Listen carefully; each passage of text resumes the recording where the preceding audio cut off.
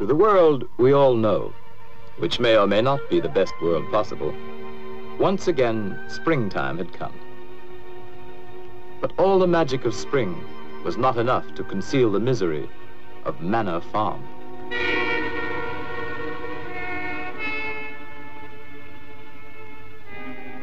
Once thriving and fruitful, the farm and its owner, Mr. Jones, had fallen on evil days.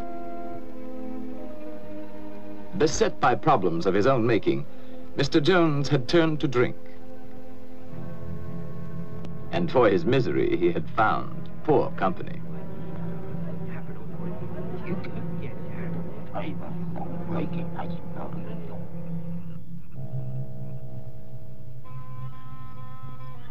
On the evening our story begins, it was later than usual when Mr. Jones came home from his drinking to make his rounds.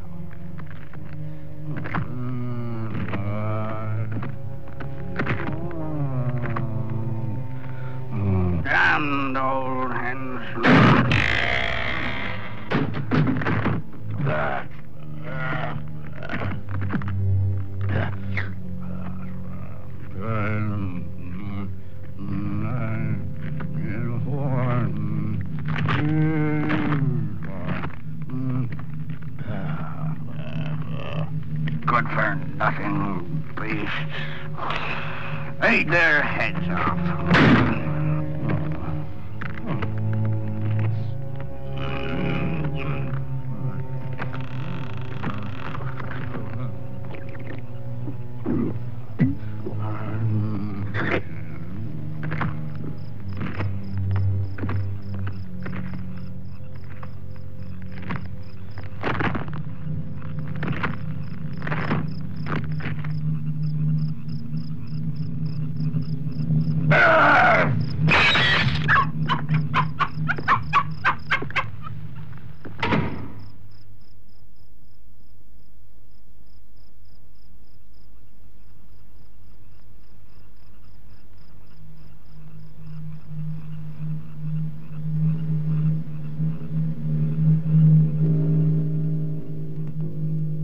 On this night, all the animals had agreed that as soon as Mr. Jones was in bed, they would gather in the main barn for a secret meeting called by Old Major, the prize boar hog, who because of his years was regarded as by far the wisest of the animals.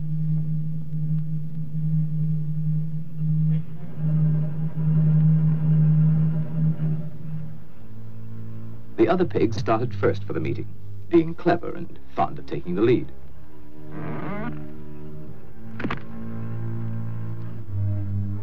They were followed by Boxer, largest and strongest of the horses, and his devoted friend, Benjamin, the donkey.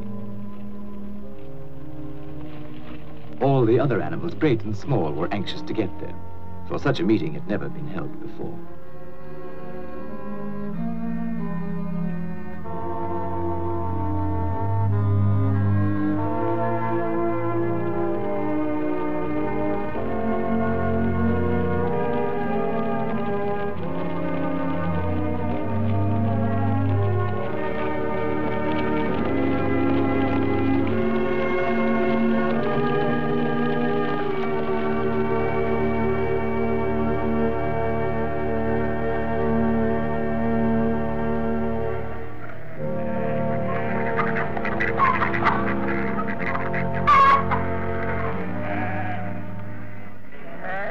Old Major had been ailing, and now he had made known there were some things he wanted to say to his fellow animals before it might be too late.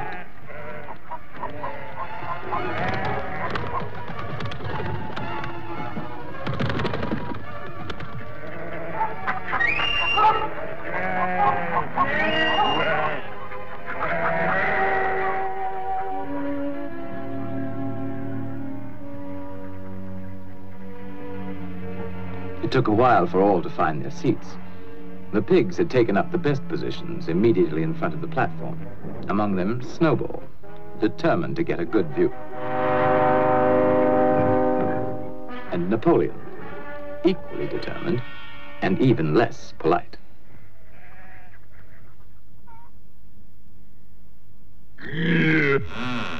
What was that? No. No, it wasn't Mr. Jones.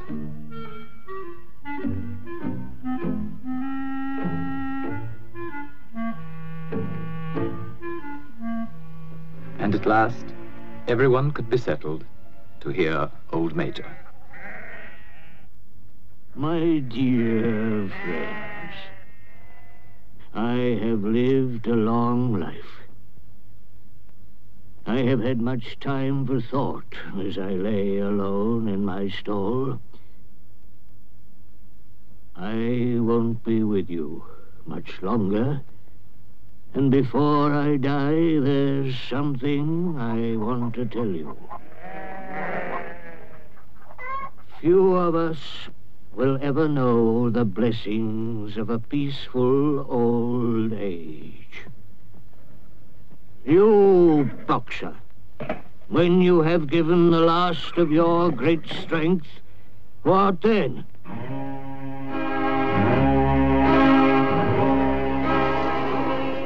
Whatever we produce is taken from us, stolen from us, and sold. Our children are born to cold and hunger. Look at them while you can. You porkers, do you know what the future holds for you?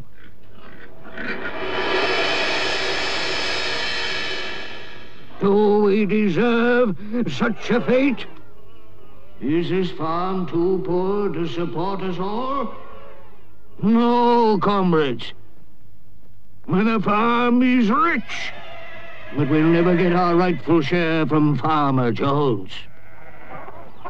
Overthrow this evil tyrant, and we shall be rich and free.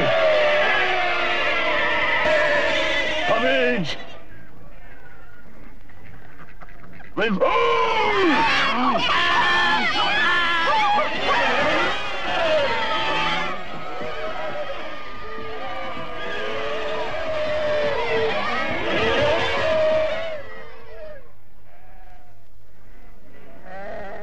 But remember, when you have got rid of Jones, don't adopt his vices. We animals are brothers, large or small, clever or simple, fur or feathers. Now and forever, all animals are equal.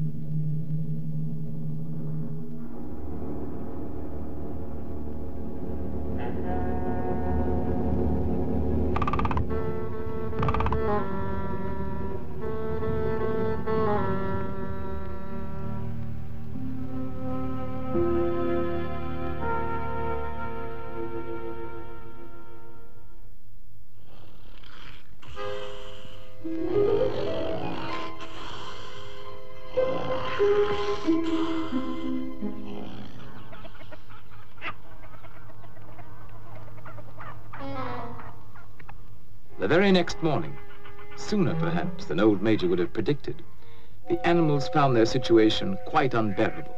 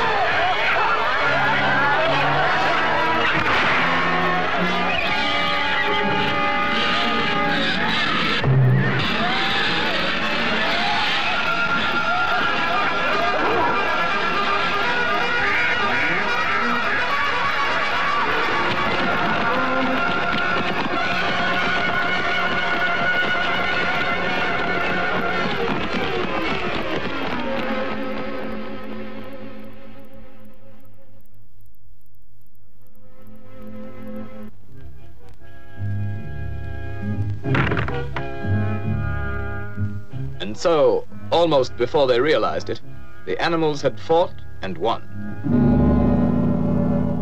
They had casualties to mourn, and those who died left children to be cared for.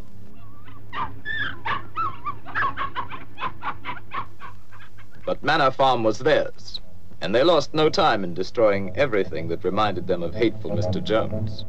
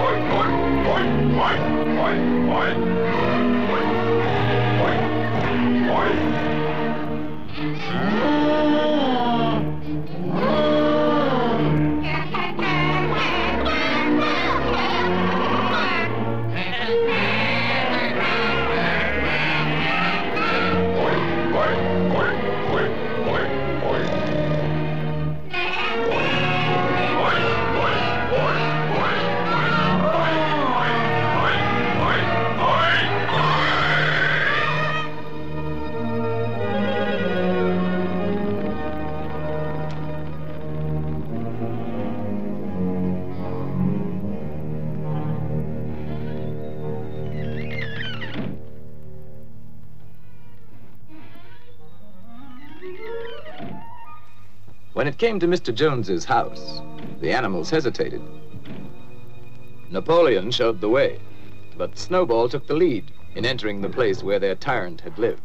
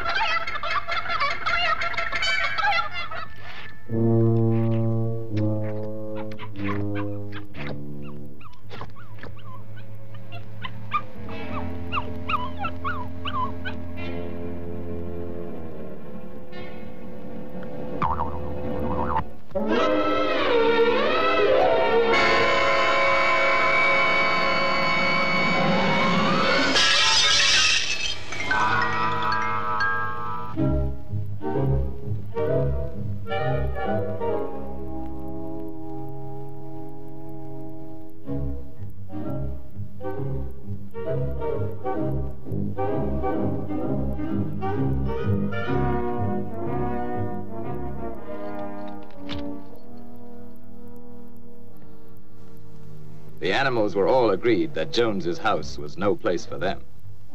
All, that is, except Napoleon.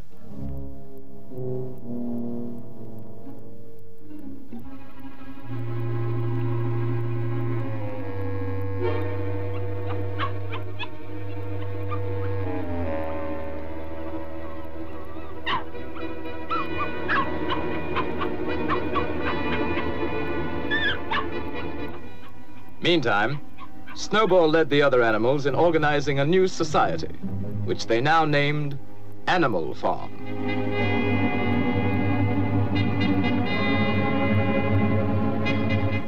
So that all might see and agree, the laws of Animal Farm were inscribed in a prominent place, to be remembered and obeyed forever. No animal shall sleep in a bed. No animal shall drink alcohol. 4 legs good, 2 legs bad. Wings count as legs.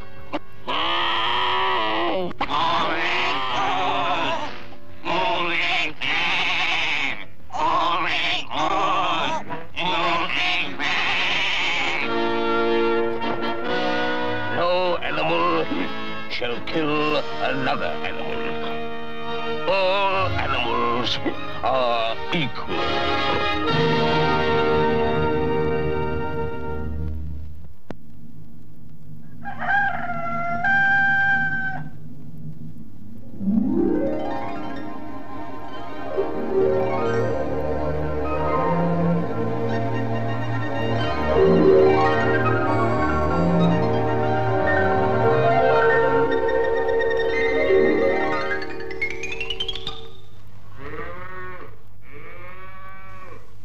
standing farm by themselves posed problems for the animals, but the pigs could think of a way around every difficulty.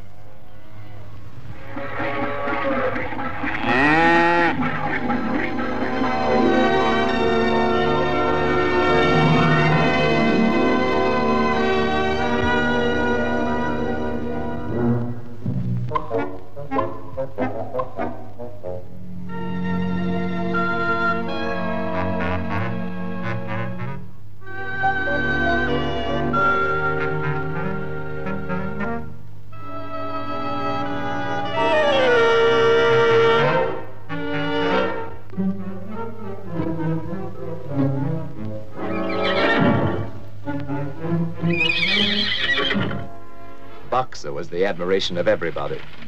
He had been a hard worker in Jones's time, but now he seemed more like 3 horses in one.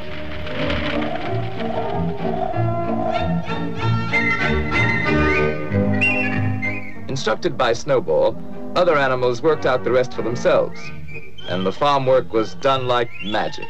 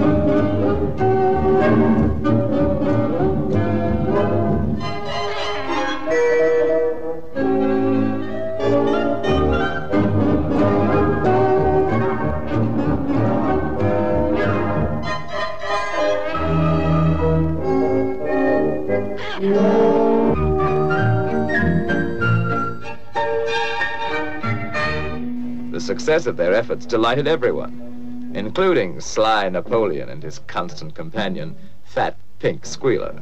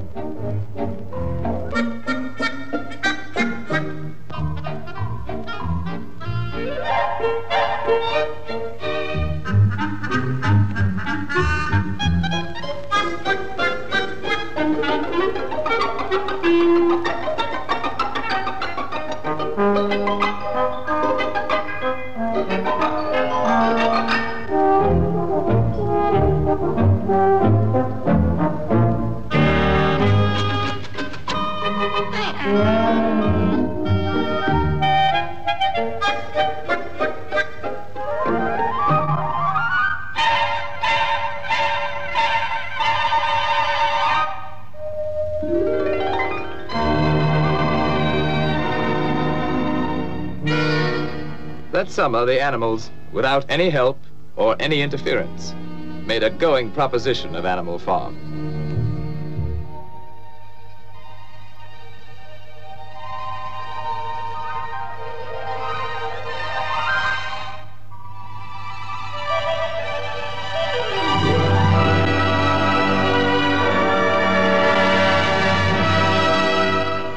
The fields yielded richly, and they were cut and gleaned with diligence and devotion.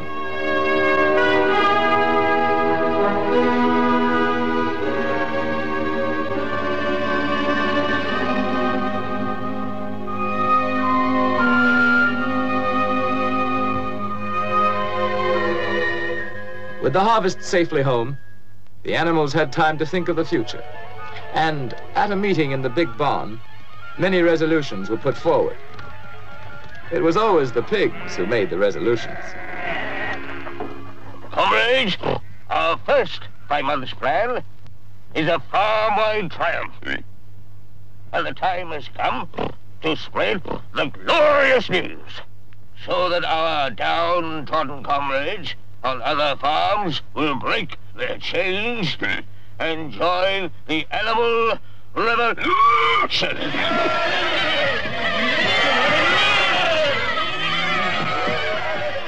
Go!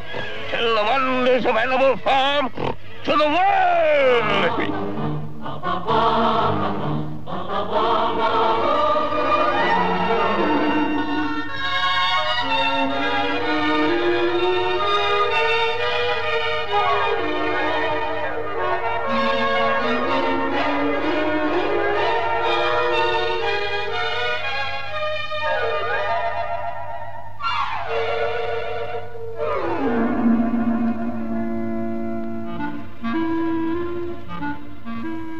Some animals, content with their lot, were unimpressed by tales of peace and plenty.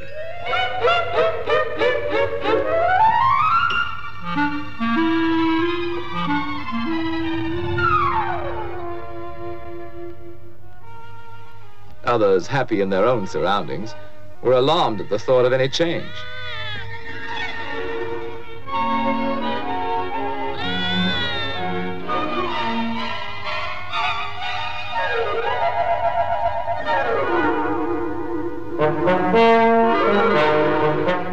But wherever they were having a bad time, animals listened with interest.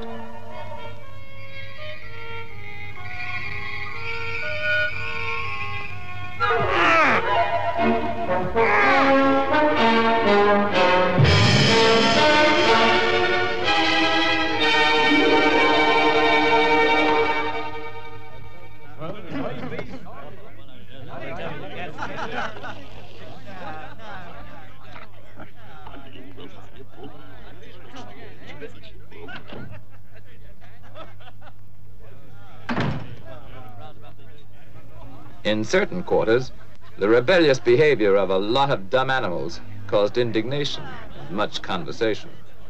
But nothing was done about it, for the drunken Mr. Jones and his cronies did not know what to do. Snowball felt that education was the animal's next necessity. Some of the animals were brighter than others, of course. B! C! D!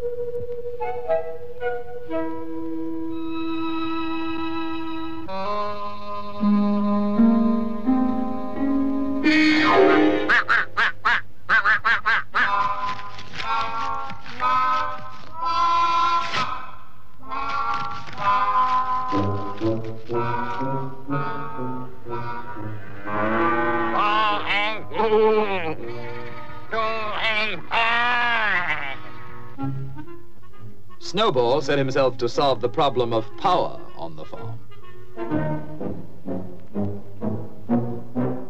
And so did Napoleon.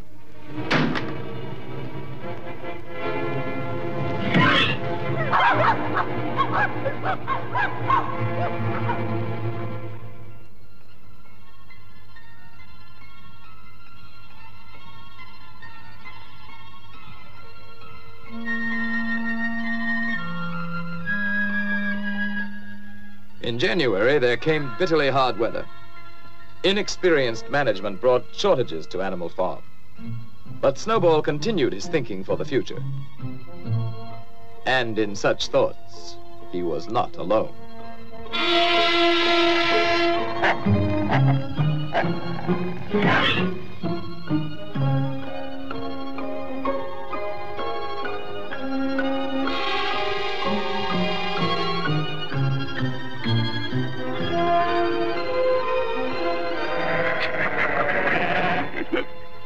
Comrades, I have prepared a new plan for Animal Farm. Here it is. All it needs is your vote. At first, we will have to work more and eat less. But my plan will bring us electricity. It will mean a warm barn in winter. A light in every stall. Sty at roast. Luxury for all! Comrades, in one short year, Animal Farm will be the finest in the world. Dreams, dreams. A vote for my plan is a vote for the life beautiful. It's a lie. I'll promise you a 4-day week. Bosh. Perhaps a 3-day week. Nonsense. A 1-day week.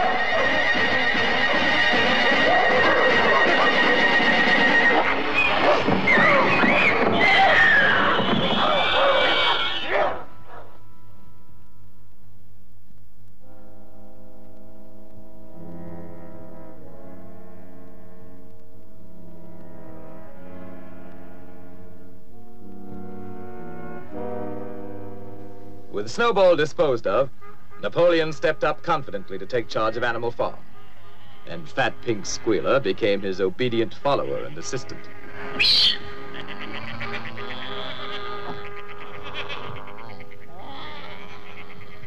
Comrades, Snowball is a traitor. What was he really planning? To bring back Jones. Now, let's have no more of these useless meetings. Eh? From now on,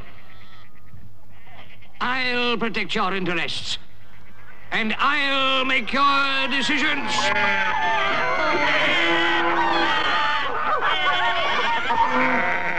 Let me show you my plan for Animal Farm.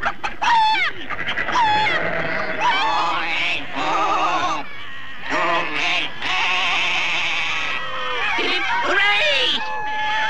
For Napoleon! And so the windmill was started after all.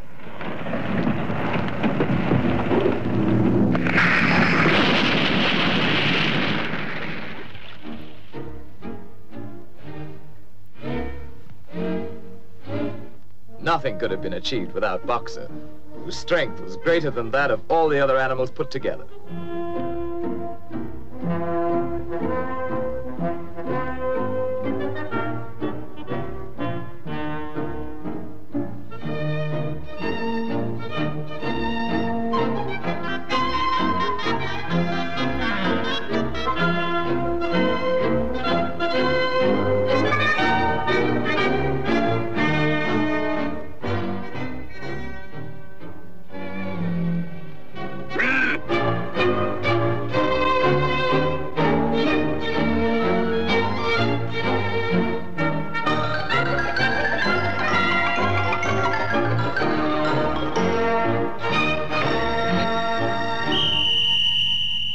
Superintended by the pigs, all the animals worked long shifts which lasted from dawn till dusk.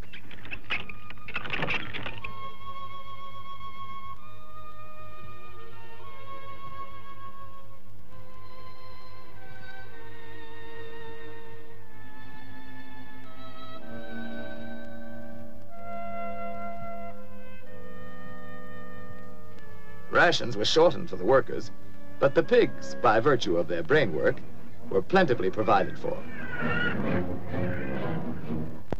But the greatest inspiration came from Boxer, who, with his friend Benjamin, worked early and late, in season and out.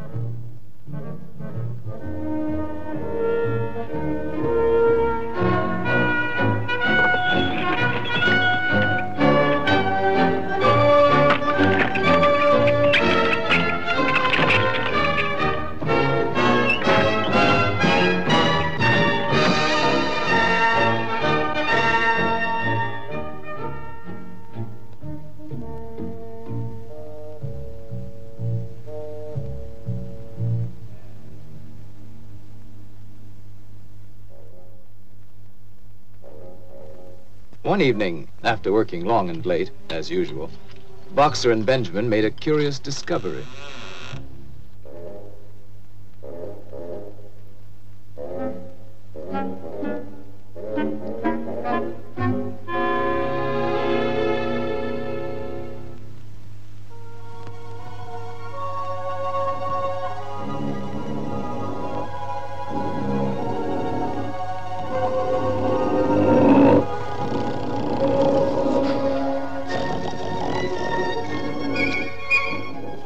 Word of what now went on at night in Jones's house spread quickly through Animal Farm. Some of the animals thought they remembered a law against beds, but obviously they were mistaken.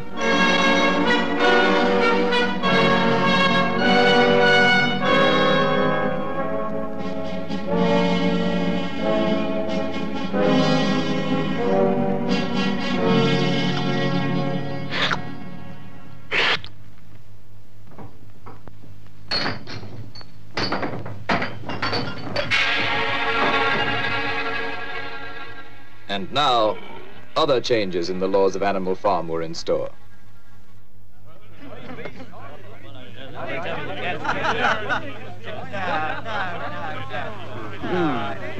Those ungrateful beasts of yours. Cheer up. They won't last. Another winter will bring them to their knees. Anyway, where are they gonna buy the things they need? In Mr. Jones's circle, the subject of shortages at Animal Farm was a popular one. And a sharp trader named Whimper was just the sort to do something about it.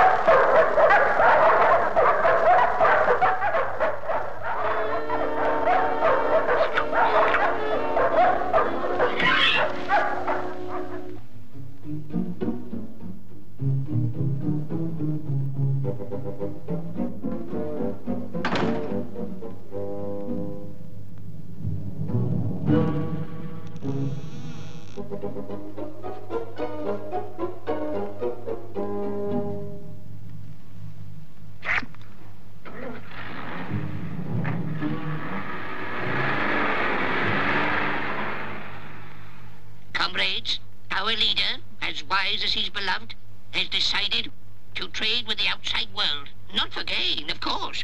That would be unworthy of our noble principles. You, hens, are to have the honor of making the first contribution, all your eggs. I know how proud you are of this privilege.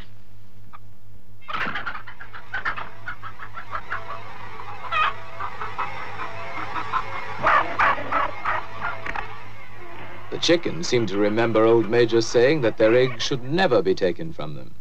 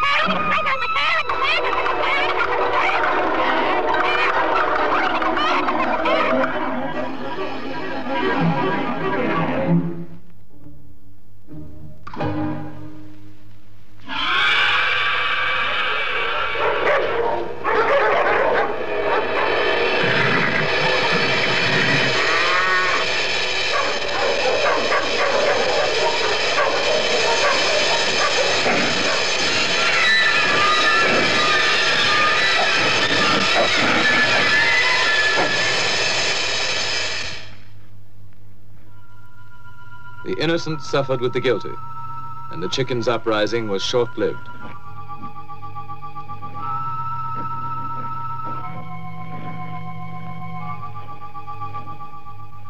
Comrades, I have made a terrible discovery. There are traitors among us. Yes, comrades. In league with Jones and Snowball. To destroy Animal Farm.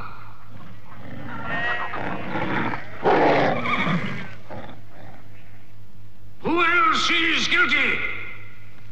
Stand up and confess!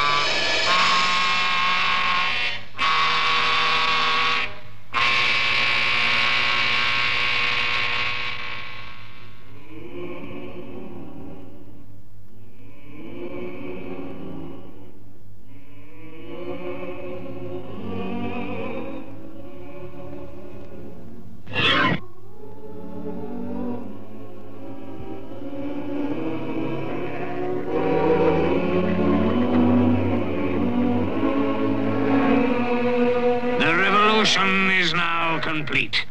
We have no more use for that song. seeing it is now forbidden, under penalty of death.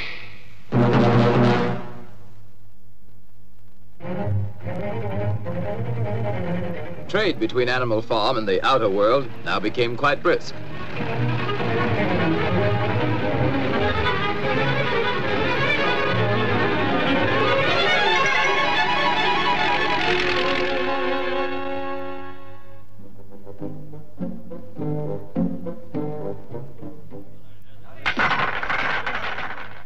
As might be expected, Mr. Whymper's profits inspired others to seek their share, or at least give vent to their jealousy. Animal Farm seems to be making money. For Whymper.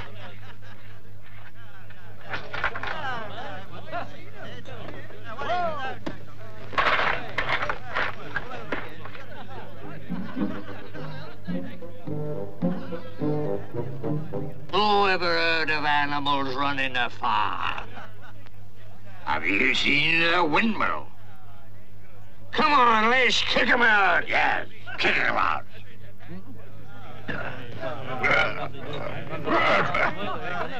The original owner was not invited to join this movement. His neighbors let him know his day was done.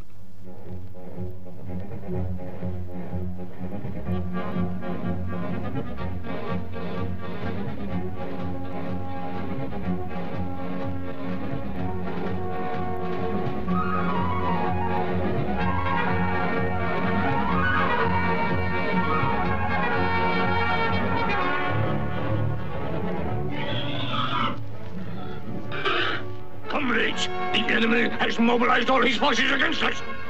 We must save Animal Farm from the hateful enemy. At all costs, we animals.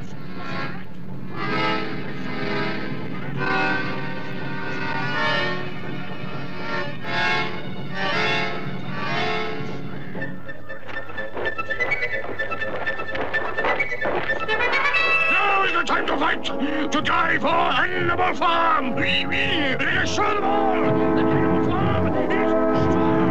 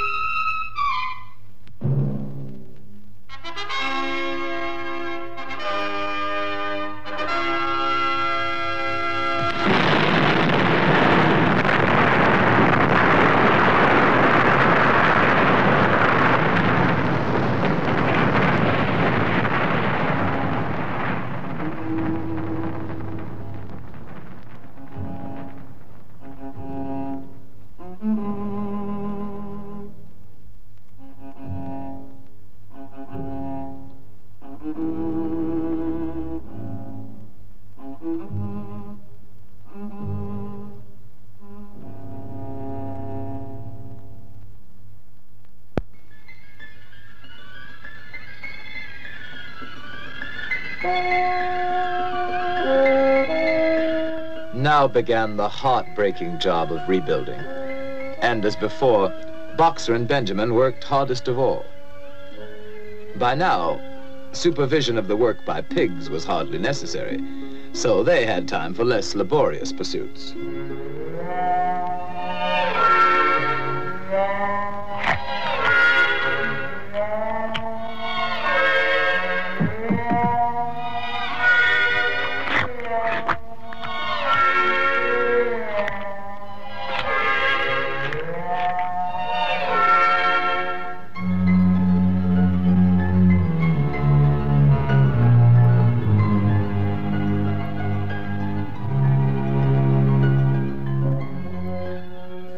Long after the other animals left the job, Boxer and Benjamin worked on and on, giving their all, year in, year out.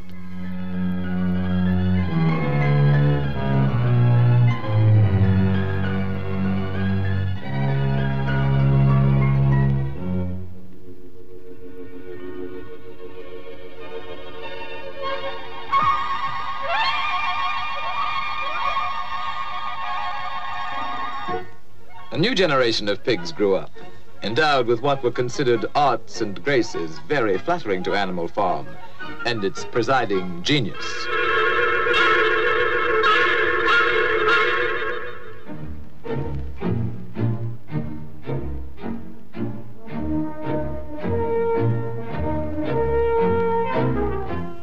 But still the windmill was not finished, and Boxer's injured foot got worse instead of better.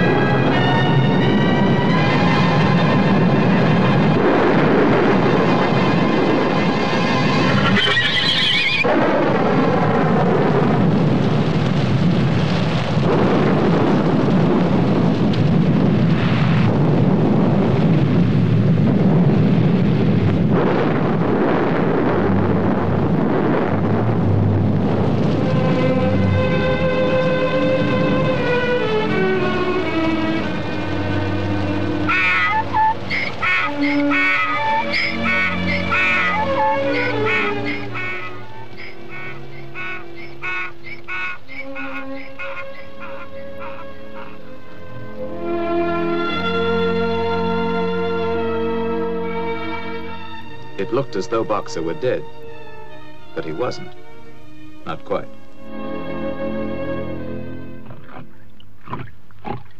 Boxer's hurt bad. He'll never work again. What do we do?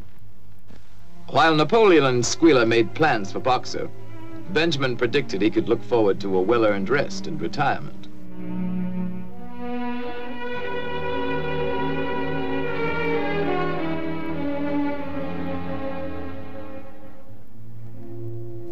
Next day, the windmill work went on as usual, but now without Boxer. And during the morning, what appeared to be an ambulance arrived.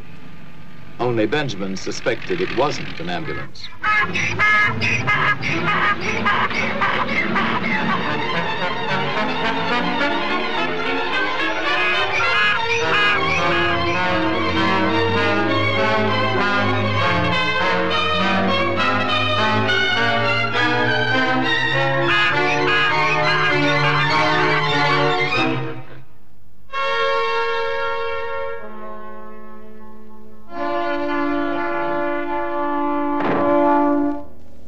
The other animals finally recognized the death wagon from Mr. Whymper's glue factory.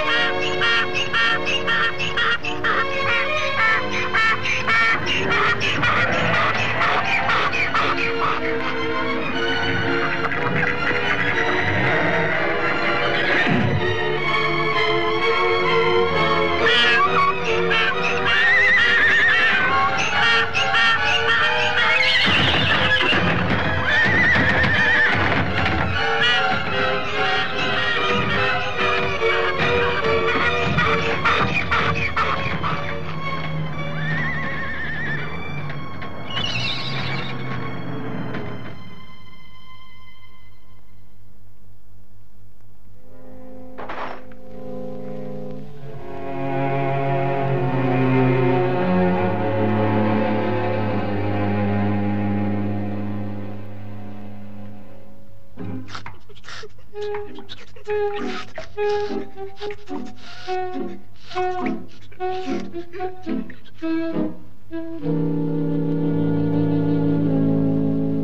was with him right to the end. His last words were, "Forward, comrades! Long live Napoleon!"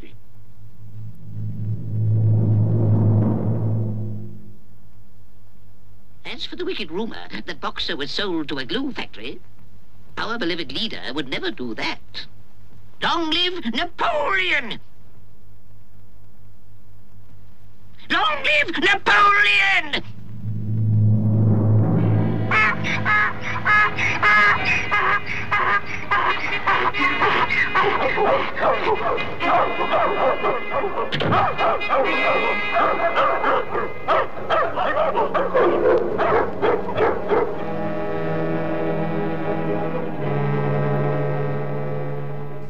And that night, the pigs drank to Boxer's memory in the whiskey they had bought with Boxer's life.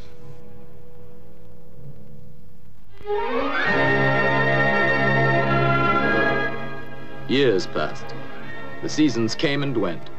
The short animal lives fled by. The completed windmill stood as a monument to its builder's faith and sacrifice. But the animal's revolution was only dimly remembered.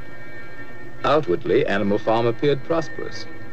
But the animals themselves were no better off, with the exception of the pigs and their supreme leader, Napoleon.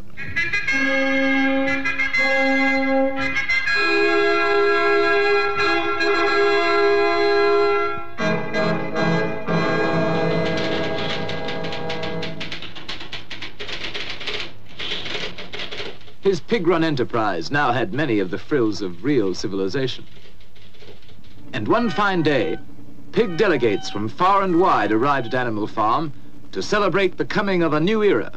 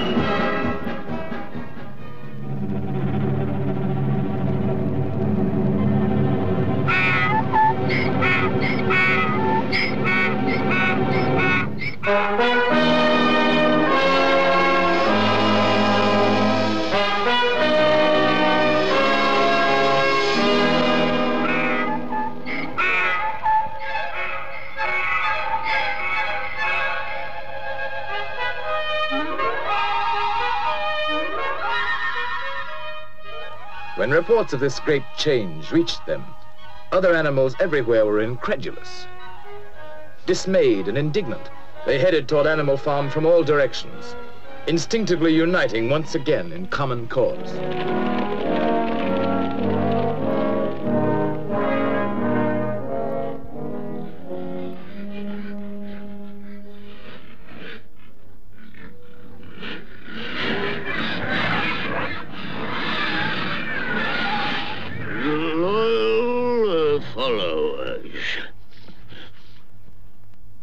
On farms owned and operated by pigs, there is order and discipline.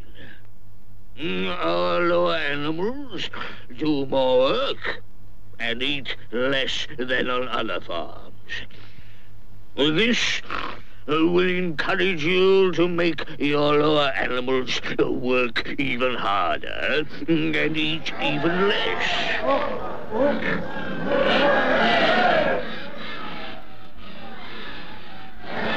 To a greater Animal Farm. To peace and plenty under pig rule.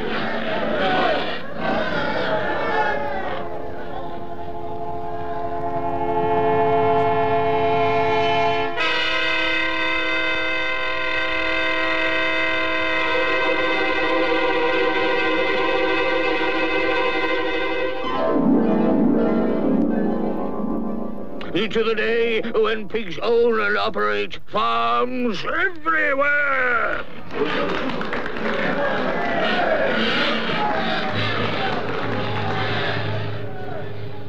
To the animals, it now seemed that their world, which may or may not someday become a happy place to live in, was worse than ever for ordinary creatures. And another moment had come when they must do something about it.